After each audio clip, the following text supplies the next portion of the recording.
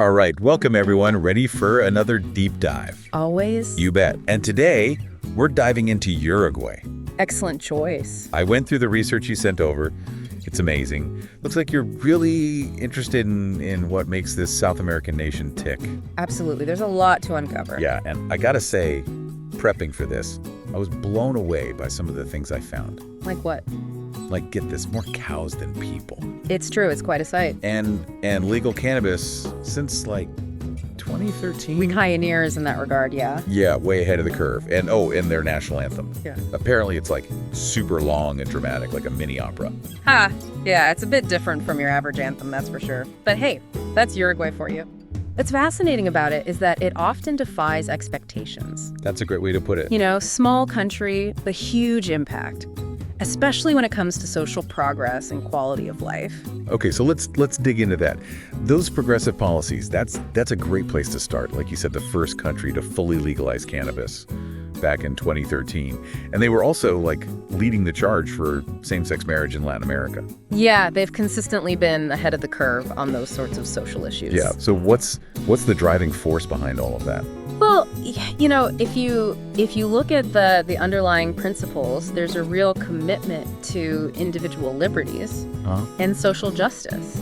And it's fascinating to see how that kind of plays out in their robust social welfare system. Right. Which, aims to provide a safety net for all citizens. Yeah, that makes sense. And their consistently high ranking on democracy indices reflects that too. Yeah, absolutely. It makes you think about what you said earlier about, quality of life. I mean, is there a connection there between that commitment to social welfare and their quality of life? Absolutely. I mean, Uruguay has really prioritized, investments in things like education, healthcare, social security, and, it's led to higher levels of social mobility and just overall well-being. It's a different approach than some other countries in the region. Yeah. And the results kind of speak for themselves, I think. Okay, so we've talked about the progressive policies and the social welfare system. Let's shift gears a bit. Sounds good. We can't talk about Uruguay without mentioning their love for beef. Of course not. Right. I mean, they have a serious cattle culture going on there. More cows than people, like we said. And you mentioned in your notes that you were interested in the impact of agriculture on the environment. Yeah, that's definitely something we could dig into deeper. Yeah, definitely. So tell me about this asado thing, this barbecue tradition. It sounds pretty intense. No, it is. I mean, asado, it's more than just a meal. It's an integral part of their social fabric.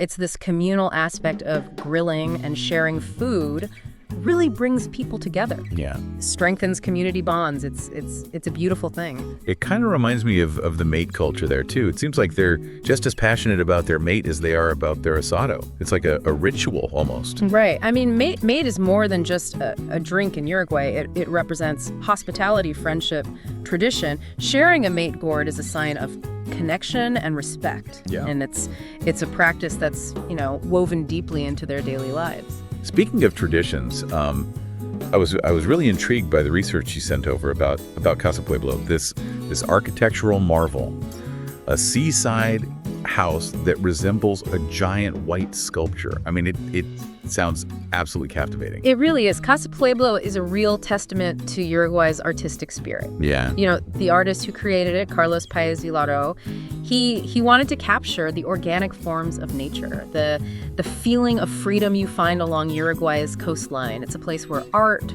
architecture, nature all kind of seamlessly blend together. Man, that sounds incredible. It is. Okay, and of course, no conversation about Uruguay would be complete without mentioning their football legacy. Of course. I mean, they won the very first World Cup back in 1930. Which they also hosted, by the way. Oh, that's right, yeah. Yeah. That's amazing. Football is practically a religion in Uruguay. Wow. Their passion for the sport is palpable.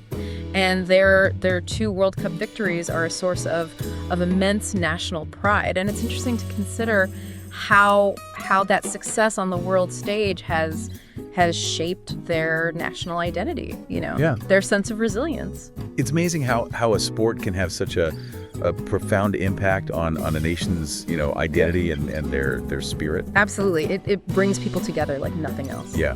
So, okay, I think we've covered a lot of ground here. We have. Any final thoughts? What are the key takeaways here? What makes Uruguay so unique? I think, Uruguay is a country that really challenges expectations. Yeah. They've prioritized social progress, which has led to, a high quality of life for their citizens. Right. Their culture it's a rich tapestry of tradition, modernity, blending this love for asado and mate Right. with a vibrant artistic scene and an unwavering passion for football.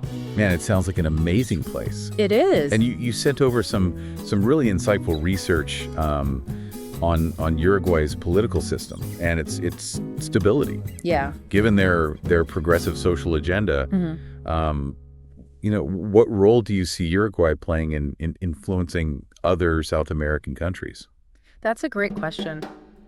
I Okay. think Yeah, something to think about. it's definitely something to keep an eye on because they are often leading the way. Yeah.